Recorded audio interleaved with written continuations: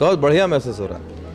25 साल का पूरे हुए पता ही नहीं चला, ऐसा लग रहा है कल की बात है बिल्कुल, क्योंकि यादें इतनी ताज़ा हैं और इतनी खूबसूरत हैं और इतनी दिल को लुभाने वाली हैं कि ऐसा लगता है कि बस ये अगर कल नहीं तो परसों ही हुई है। 25 साल कैसे गुजर गए पता ही नहीं चला।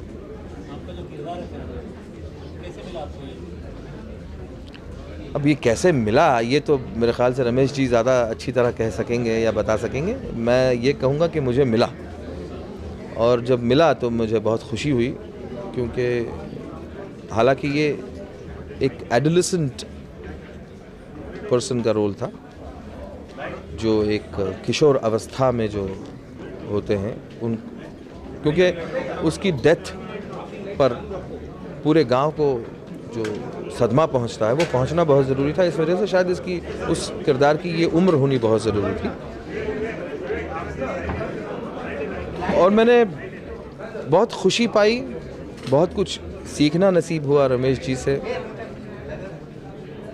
हालांकि फ़िल्म में रोल बहुत छोटा था मेरा, लेकिन मुझे वहाँ पे रहने का बहुत ज़्यादा मौका मिला।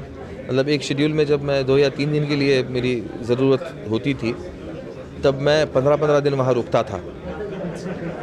अपनी लालच में रुकता था क्योंकि मुझे सीखना था, और जितना मैंने लोगों से सिर्फ शूटिंग पर बैठे हुए और काम उनके साथ करते हुए या काम देखते हुए सीखा है। मैंने कभी किसी को असिस्ट नहीं किया। I have never assisted any director as सच।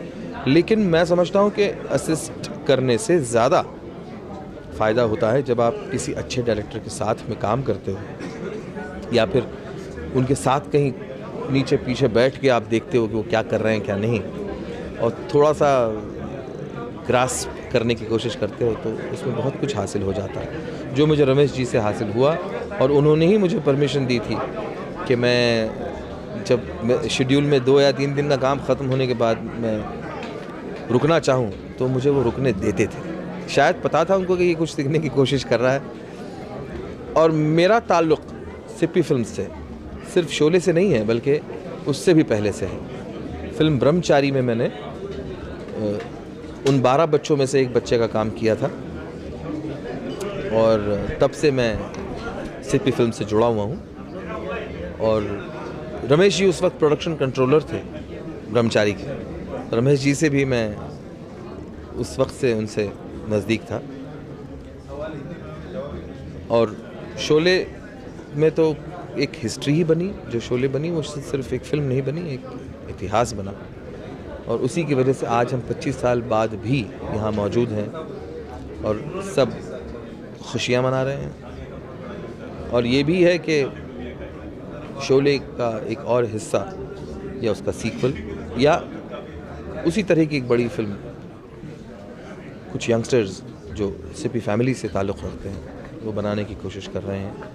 मेरी शुभकामनाएं उनके साथ हैं, मेरी सदिच्छाएं हैं कि वो उतने ही कामयाब साबित हों जितने के उनके अंकल हुए हैं, या उनके पिता हुए हैं, या उनके ग्रैंडफादर हुए हैं, या उनके परिवार के और सदस्य हुए हैं। मैं दुआ करूँगा कि इस फिल्म की सक्सेस को भी हम इसी तरह सब साथ मिलकर मनाएं।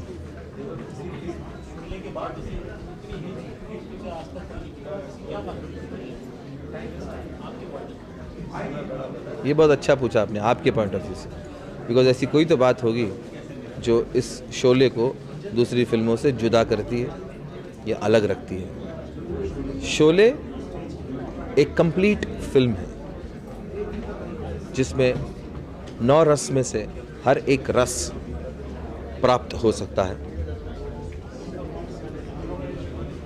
उसकी रुचि, ऑडियंस की जो रुचि है उसको वो उसके साथ बहुत मिलता है।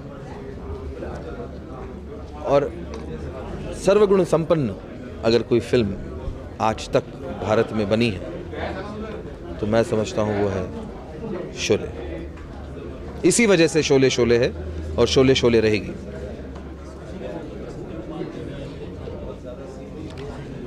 संजीव कुमार साहब नहीं हैं, अमजद खान साहब नहीं हैं, पंचम दा नहीं हैं, द्वारकानाथ देवेचा नहीं है जो हमारे इस फिल्म के सिनेमाटोग्राफर थे।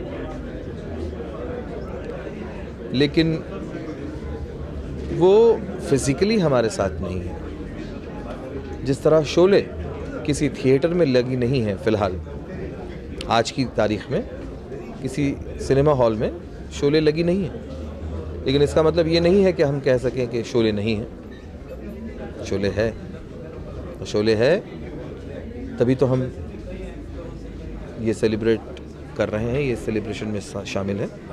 उसी तरह हरी भाई, अमजद भाई, पंचम दा या द्वारकानाथ दिवेचा साहब फिज़िकली हमारे साथ नहीं है, लेकिन इसका मतलब ये नहीं है कि वो हमारे साथ नहीं है। वो हमारे साथ हमेशा रहेंगे, फिज़िकली ना सही मेंटली रहेंगे, रूहानी तरह से डेफिनेटली रहेंगे। मैं और क्या बताऊं, इतना सब कुछ तो मैं बता चुका हूं रमेश जी के बारे में कि वो मेरी हमेशा प्रेरणा रहे हैं, और उनमें से वो एक हैं जिनसे मैंने कुछ ना कुछ सीखा है, हासिल किया है।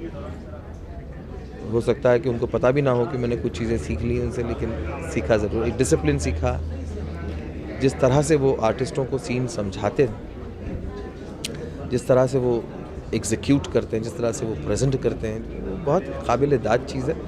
और मैं रमेश जी को बहुत मानता हूँ।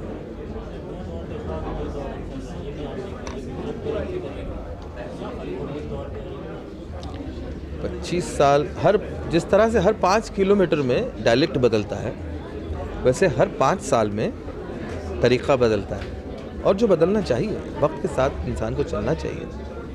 उस वक्त बहुत सारी चीज़ें थी, आज भी बहुत सारी चीज़ें हैं। उस वक्त बहुत सारी चीज़ें कम थी, आज भी बहुत सारी चीज़ें कम हैं।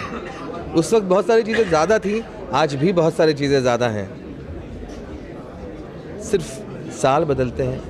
इंसान की अभी तक वही 2 आँखें, वही एक नाक है, वही 2 कान है, वही 2 होंठ हैं, वही एक ज़बान है, जिसका इस्तेमाल इंसान ने सही तरीके से करना चाहिए।